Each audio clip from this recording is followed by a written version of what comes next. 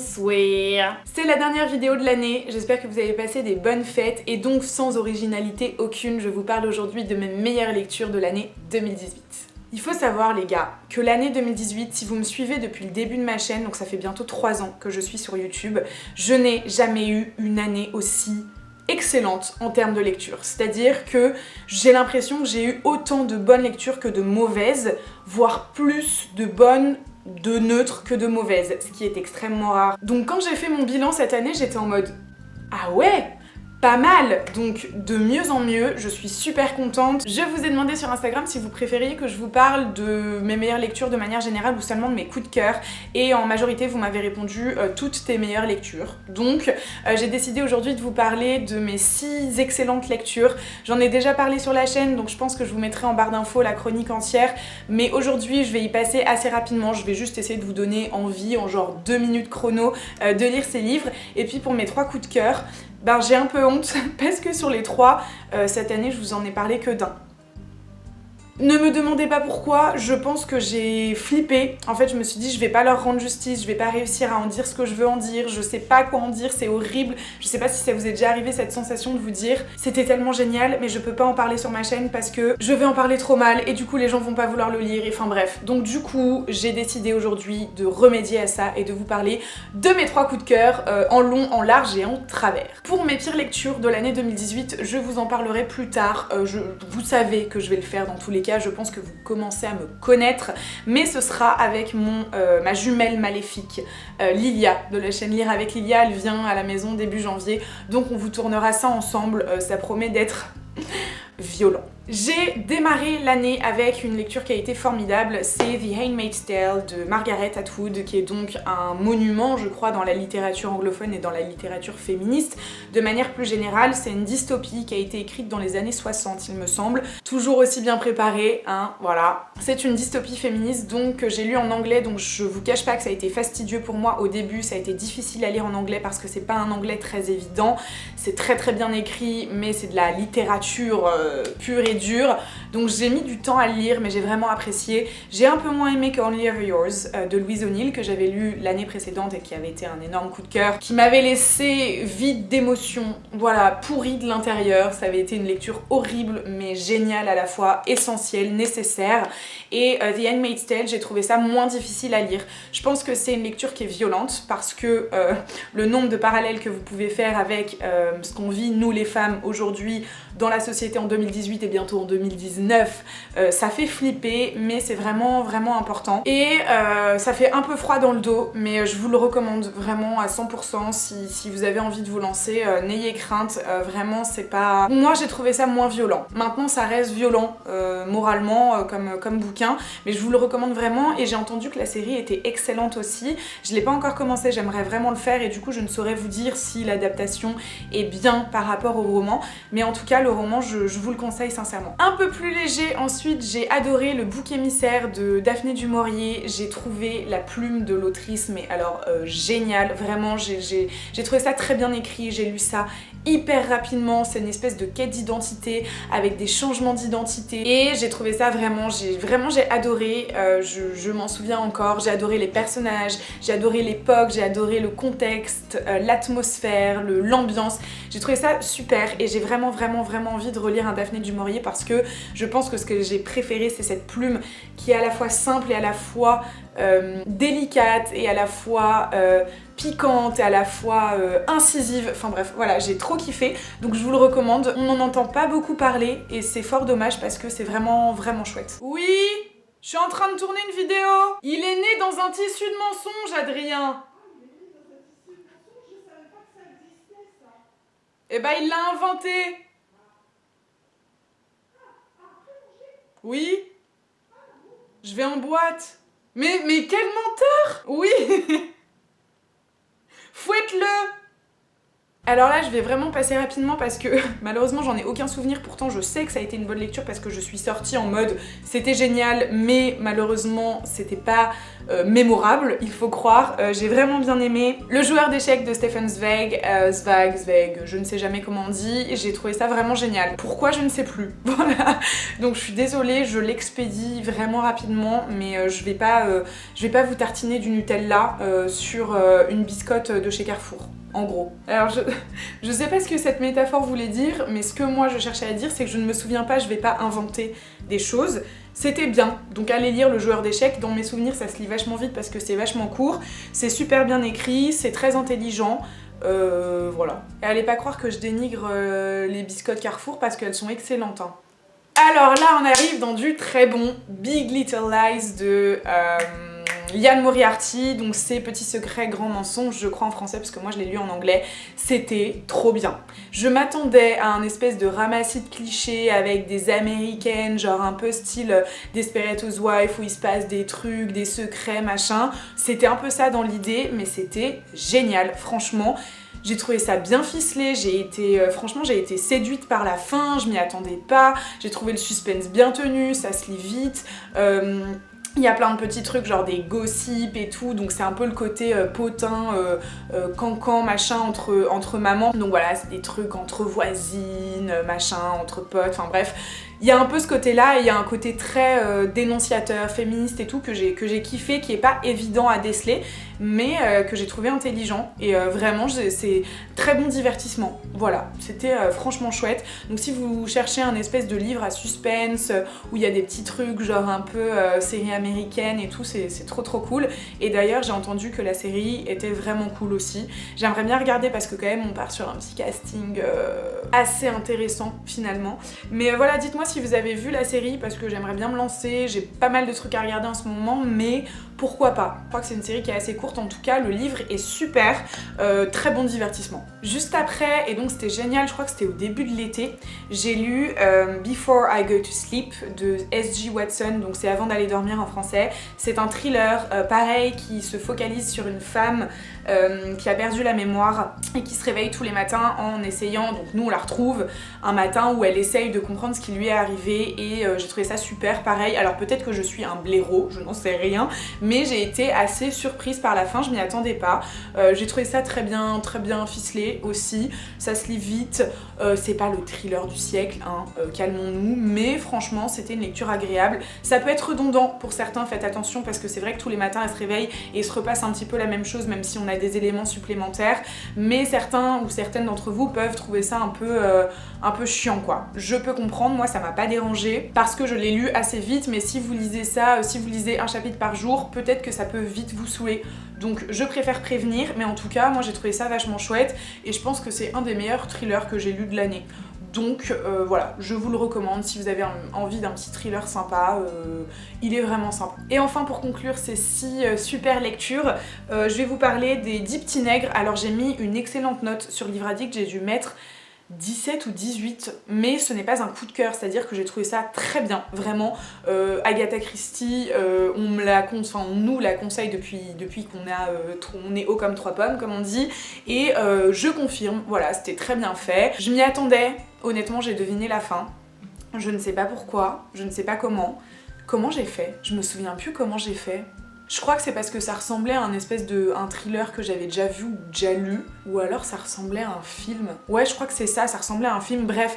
Donc je m'attendais à la fin, mais j'ai pas du tout été déçue d'avoir deviné avant. Ça se lit extrêmement vite, je crois que je l'ai lu presque en un trajet, genre Toulouse-Paris, et j'ai trouvé ça super agréable, très bien fait, du Agatha Christie j'imagine, et je compte en lire davantage parce que ça se lit vraiment vite et c'est un petit bonbon à croquer. Voilà, c'est un petit le temps d'un trajet. Donc sans surprise, les 10 petits nègres, je recommande, tout comme la majorité de la population sur cette terre vous recommande les 10 petits nègres. Alors là on passe sur du high level là, on passe sur du coup de cœur, donc j'en ai 3. Je vais vous parler d'abord de celui dont je vous ai déjà parlé et je vous renverrai vers la vidéo. Et ensuite il va falloir que je parle des deux autres. Mon Dieu que j'ai peur. Oh là là, je sais pas comment je vais vous parler de ça, j'ai pas préparé cette vidéo, c'est une catastrophe. Bref, le premier c'est Le Nom du Vent. Quand je vous en ai parlé sur la chaîne, donc c'était un peu comme je vous l'ai dit, ça a été un peu la révélation pour moi de cette année parce que je ne lis jamais de SFFF. C'est de la fantasy et je pense que c'est le meilleur moment que j'ai passé de cette année à lire un livre. C'était génial, c'était une aventure incroyable. J'ai voyagé dans le temps, dans l'espace, C'était super, les personnages, j'ai jamais vu des personnages aussi développés, j'ai jamais vu une plume les gars, je pense que c'est ce qui m'a le plus choquée parce que moi je suis une connasse qui s'appuie sur des préjugés de merde, à savoir la SFFF, je vois pas comment ça pourrait être bien écrit. Et ben, ceux qui pensent ça là, arrêtez tout de suite parce que c'est faux, c'était divinement bien écrit, j'ai adoré cette plume, c'était magnifique, c'était génial, voilà, j'ai adoré. Le personnage principal, j'en suis folle, je suis folle amoureuse de lui alors que dans la vie de tous les jours c'est le genre de mec que je déteste du plus profond de mon âme et pour autant j'ai adoré le personnage principal. C'est un univers incroyable, moi je respecte mais de tellement loin ces personnes qui s'inscrivent dans le courant de la littérature imaginaire parce que mais comment tu peux penser à des trucs comme ça, genre inventer des langues, inventer des univers, c'est fou quoi. Enfin, moi je suis hyper admirative et c'était génial. J'ai vraiment envie de lire le tome 2, le seul truc c'est que c'est des pavés énormes. Donc le Nom du Vent, donc le tome 1, je crois qu'il était à près de 1000 pages. Donc j'ai mis du temps à le lire mais c'était tellement génial, genre j'ai trop envie d'y retourner. C'est vraiment le genre de livre que tu te mets dedans et tu t'y accroches pendant des semaines et des semaines et des semaines et tu le fermes et tu te dis c'est déjà fini, alors que ça fait un mois que t'es dessus, mais c'est déjà fini. Enfin bref, j'ai adoré Le Nom du Vent, donc je vous mets la vidéo, parce que j'ai fait une vidéo carrément entièrement là-dessus, tellement j'étais admirative de ce travail. Et je vous le recommande fois 100, fois 1000, si vous êtes comme moi, que vous craignez les pavés, que vous craignez les livres de SFFF parce que vous pensez que c'est pas votre délire. Mais les gars, mais arrêtez-vous tout de suite, c'est génial. Ensuite, alors là, on rentre dans du un peu moins sympa. Je vais vous parler de Asking for It, de Louise O'Neill. Donc c'est le deuxième roman de Louise O'Neill que je lis. Le premier, comme je vous l'ai dit tout à l'heure, c'était Only Ever Yours. Et ça a été une claque dans ma vie, voilà, ça m'a couper l'espoir de vivre, hein. Voilà, donc c'est compliqué du coup de vous recommander ou de vous conseiller un livre qui, je vous le dis d'avance, va vous mettre dans un état pas possible, mais il faut le lire, même si c'est un sujet extrêmement délicat et que je ne le recommande pas à tout le monde, vraiment. Là pour le coup, je vous dirais pas Only Ever Yours, autant je pense qu'on pourrait le placer entre toutes les mains. Asking for It, non. Donc gros trigger warning, sachez de quoi ça parle avant de vous lancer là-dedans parce que c'est des scènes qui marquent les esprits. Genre vraiment, je lisais, j'étais dégoûtée, j'avais envie de vomir, mais vraiment littéralement j'avais la nausée. Donc c'est pour vous dire à quel point c'est dérangeant. Donc Asking for It, malheureusement traduit en français, Une fille facile. Voilà, ce qui n'est absolument pas le ton réellement de ce qui a voulu être dit par l'autrice, mais c'est pas grave, au moins, alléluia, il a été traduit en français. Donc je vous encourage, si vous ne lisez pas en VO, à aller l'acheter en français. C'est l'histoire d'une jeune fille, jeune fille adolescente en fait qui est au lycée, qui se fait violer et tout le monde dit que c'est sa faute. Et donc il y a des photos, des vidéos qui tournent dans tout le lycée et elle doit vivre avec ça. C'est horrible. Voilà, c'est horrible, il faut le savoir, mais c'est tellement réel, c'est tellement juste. C'est tellement une histoire qui est réelle et qui doit arriver dans la vie de tous les jours que on peut pas passer à côté et on peut pas faire semblant et on peut pas fermer les yeux, c'est impossible. Et donc pour celles et ceux qui se sentent avoir le courage de lire ce type d'ouvrage, faites-le et ça va vous remettre les idées en place si vous ne les avez pas, si vous n'avez pas encore les yeux en face des trous. Voilà, vous allez comprendre que ce n'est pas de la fiction, que c'est réel, que ce qu'on entend à la télé, que ce qu'on voit dans les journaux, que ce qu'on entend sur les réseaux sociaux, etc., c'est vrai. Et Louise O'Neill le fait d'une justesse et c'est horrible et comme je vous dis, c'est dégoûtant, mais c'est tellement important en fait que bah moi je me suis dit tant pis, tu subis, tu lis ce truc et tu te dis mais je vais jamais m'en remettre. Je pense que toutes les larmes et tout ce que j'ai mangé ce midi vont ressortir en même temps, mais je suis désolée pour cette image abominable. Mais voilà, c'est vraiment ça. Dans l'idée, c'est ouais, ça va être horrible. Oui, c'est pas une lecture qui est facile.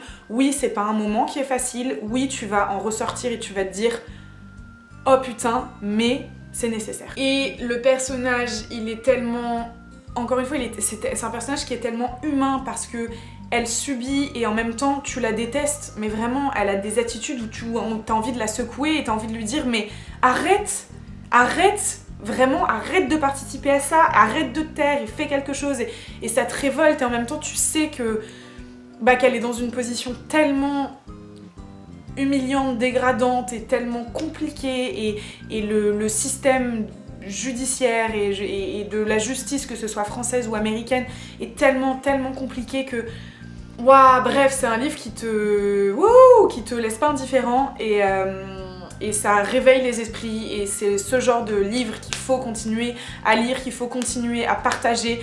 C'est pas facile et je peux pas forcer tout le monde à le lire parce que c'est vraiment compliqué, mais c'est essentiel quoi, c'est essentiel et ça fait un petit peu écho à ce que je vous ai dit dans ma dernière vidéo. On va pas revenir là-dessus parce que je sais que ça a un peu échauffé quelques esprits. Oups. Et la fin est tellement... Oh, mais mon dieu, les fins de Louise O'Neill, de toute façon, en Only Over Yours, c'était pareil. Genre j'ai fermé le bouquin et je me suis dit mais... Il y a aucun espoir en fait. C'est horrible, genre il y a aucun espoir. Mais c'est ça en fait, c'est le fait qu'il y ait aucun espoir qui te dit... j'ai quand même envie de continuer à me battre et de faire en sorte que ça change. Et moi j'ai envie que ça change et je vais me battre pour que ça change parce que ce qui se passe dans ce livre, c'est pas normal, c'est pas juste, c'est dégueulasse et je vais faire tout ce que je peux pour me battre et que ça n'arrive plus. Donc en gros c'est un peu ça, mon ressenti. Maintenant ça fait un moment que je l'ai lu mais je sais que j'étais triste, en colère, énervée, nauséeuse, très nauséeuse. J'ai eu beaucoup de moments où j'ai eu envie de vomir en lisant ce livre mais ça m'encourage en fait à continuer dans mon militantisme, voilà, et dans mes idées et si vous êtes dans mon cas, si vous êtes féministe, si vous avez envie de lire des romans, je vous le conseille, mais sachez que c'est vraiment difficile. On va conclure cette vidéo avec un petit peu plus de joie et d'amour, avec un livre qui a été tellement incroyable pour moi et je vous en ai pas parlé et je regrette de pas vous en avoir parlé, mais encore une fois ça va être tellement dur de vous en parler. Bref, il s'agit de Ambre de Kathleen Winsor. Je crois que c'est un classique de la littérature anglophone mais j'en suis pas sûre. C'était génial, c'est un pavé les gars, encore une fois je crois qu'il fait presque 1000 pages et c'était génial. On suit les aventures de Ambre qui est une jeune paysanne qui vit en Angleterre et qui tombe folle amoureuse, alors coup de foudre bien sûr d'un charmant gentleman qui passe dans son petit village, qui décide de le suivre dans la grande ville qu'est Londres où tout se passe et elle commence à vivre à Londres et il lui arrive tellement de choses mais c'était super. C'est un espèce de... En fait on a l'impression que c'est un feuilleton où il se passe tellement de choses, tu te dis mais comment c'est possible qu'il se passe autant de choses dans sa vie. Genre la meuf, tu finis le livre, elle a même pas 30 ans, donc on la retrouve, elle a 16 ans je crois. Donc c'est vraiment sur plusieurs années et il se passe tellement de trucs et c'est tellement... des hauts, des bas et c'est un personnage que j'ai tellement adoré autant que j'ai détesté. Il y avait des fois où j'avais envie de rentrer dans le livre et lui mettre des grosses baffes parce qu'elle est insupportable mais elle est tellement géniale. C'est un peu une féministe de son temps, voilà, qui arrive à grimper dans l'échelle sociale comme elle le souhaite et comme elle le peut. Et non franchement c'était trop bien quoi. Ambre c'est devenu un des personnages emblématiques pour moi, un des romans emblématiques pour moi. Il y a certaines personnes qui pourront peut-être vous dire que c'est un roman d'amour, moi je l'ai pas du tout vu comme ça. Moi je l'ai vu vraiment comme un roman d'aventure, un roman de... encore une fois une quête d'identité, une jeune femme, une jeune fille qui devient une jeune femme, qui devient une femme. Donc à cette époque, parce que je vous ai pas dit en fait c'est au 17e, donc en Angleterre au 17e. Et donc c'était tellement bien, moi j'adore, je suis fascinée de toute façon par cette époque. Et donc la cour, les nobles, les paysans, toutes ces histoires où on la suit vraiment du bas en haut. Et franchement j'ai adoré. C'est compliqué mais oui, il y a une histoire d'amour et c'est une des plus belles histoires d'amour que j'ai lues, alors que vous savez que la romance et moi ça fait même pas 2-3, ça fait 4000. Moi je suis pas du tout romance, mais là c'était pas ciblé là-dessus. Le personnage d'Ambre il arrive à se développer par lui-même sans passer par... Enfin si, en passant par tel homme, mais je vous en parle, enfin je vous en dis pas plus. Mais en soi c'est quand même un personnage qui grandit, qui mûrit tout seul, qui arrive à se sortir de galères, mais... des trucs de dingue à cette époque quoi, et elle s'en sort mais d'elle-même, et je suis tellement admirative de ce personnage, même si parfois je l'ai détesté. Enfin voilà, franchement c'était génial. Si vous aimez les livres qui se passent à cette époque, donc au XVIIe, avec les rois, avec la cour, avec les nobles, avec tous ces trucs de cancan et tout, enfin vraiment, moi j'ai été fan à 100%. Et de suivre l'ascension sociale de cette femme qui est à la fois forte, à la fois fragile, enfin vraiment tu passes par tellement un panel d'émotions. Et pareil, c'est un personnage encore une fois qui est tellement humain. Je sais pas quoi vous dire d'autre, vraiment j'ai eu l'impression de suivre un feuilleton et j'ai trouvé ce personnage fascinant, j'ai trouvé cette histoire fascinante. J'avais jamais envie de m'arrêter, je suis arrivée à la fin et j'étais... Non, non, ça peut pas se finir comme ça. Et en même temps, c'est tellement bien et tellement juste que ça se termine comme ça. Enfin bref, voilà, moi je me suis jamais lassée.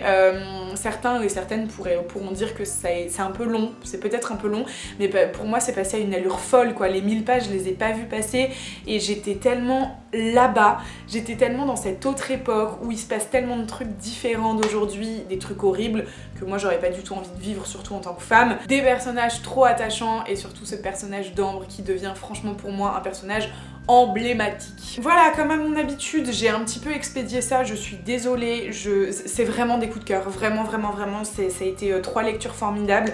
Malheureusement, je pense que je ne leur fais absolument pas justice et que je ne vous donne pas tant envie que ça. Mais voilà, je sais pas quoi dire de plus pour vous convaincre, juste, c'était génial. Et c'est des lectures qui m'ont vachement marqué et qui ont marqué mon année et qui ont marqué ma vie, je pense, de leur manière. Donc je vous les conseille fois 1000, bien évidemment. N'hésitez pas à me dire dans les commentaires vos meilleures lectures de l'année, faites-moi un espèce de top 3 ou top 5. Si vous voulez, si vous avez assez de lectures à me présenter. Peut-être que ça me donnera des idées pour l'année prochaine, même si je pense que je n'aurai pas trop le temps de lire. J'espère que vous avez passé de bonnes fêtes, je vous fais de gros bisous et je vous dis à très bientôt dans une nouvelle vidéo avec Lilia pour vous parler cette fois de mes pires lectures et ce sera peut-être un petit peu moins bisounours. Ciao! Je suis extrêmement maniérée, j'en ai un peu marre de moi.